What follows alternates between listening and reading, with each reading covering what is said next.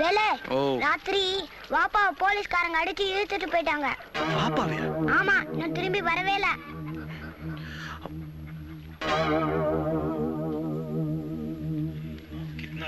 आदमी अपना क्या हालत बना रखी है पुलिस वालों ने इसकी, किसी को नहीं छोड़ा।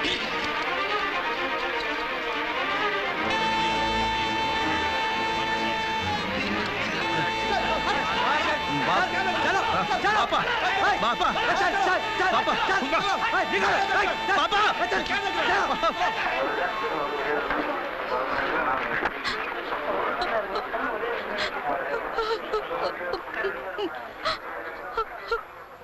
அண்ணா